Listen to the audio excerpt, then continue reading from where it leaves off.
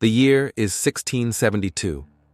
James Sterling, a charismatic and sharp-witted merchant, stands on the deck of his merchant ship, the Windstrider. His crew of 5 loyal men prepares for a routine journey across the Atlantic, carrying spices and silks from the Caribbean to Europe. James's confidence reassures the crew despite dark clouds gathering on the horizon. As the journey begins, the crew exchanges light banter, but James notices the wind's changing direction and a distant rumble of thunder. He scans the horizon, his instincts alert. The storm begins to brew. Fierce winds howl, and the ship rocks violently as the crew scrambles to secure the cargo. James takes command, shouting orders over the cacophony of thunder and waves, his voice cutting through the chaos like a blade. A colossal wave crashes over the deck, sweeping 2 crew members, Henry and Tobias, off their feet. James dives to their aid, gripping a rope tightly as he pulls them back to safety with the help of the others. The crew gathers around James, who kneels over a soaked map to chart a course away from the worst of the storm. Lightning flashes as they huddle under the partial shelter of the tattered sail. As the storm rages on, James rallies the crew. He instructs Nathan, the navigator, to keep the ship steady, while Jonah and Samuel secure the sails. Together, they reinforce the mast with spare timber, using every ounce of strength to prevent it from snapping. The storm intensifies, and the ship's lanterns sway wildly. James ties himself to the mast to guide the crew without risking being swept overboard. His voice booms against the roaring winds, keeping morale high. A moment of peril arises as the ship veers dangerously close to jagged rocks. James's quick thinking saves them.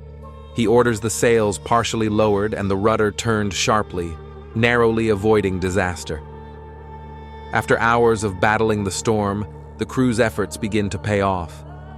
The wind starts to ease, and the sky gradually lightens. James praises his men, their teamwork having turned the tide of what seemed certain doom. Exhausted but relieved, the crew gathers in the hold to share a quiet moment of solidarity. James thanks each man individually, acknowledging their bravery. In the aftermath, James reflects on the ordeal, expressing gratitude for his crew's loyalty and courage.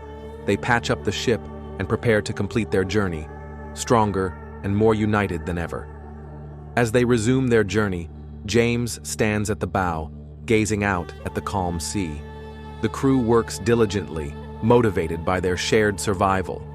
Along the way, they encounter another merchant ship, exchanging greetings and news. James advises them of the storm they've just survived. As the crew shares a hearty meal, laughter breaks out, and the tension of the storm finally lifts. James joins in, a rare smile on his face.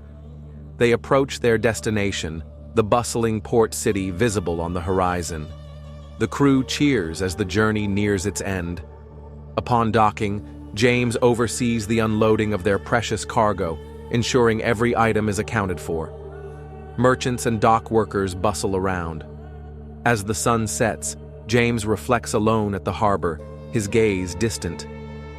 The ordeal has strengthened his resolve to continue his merchant endeavors.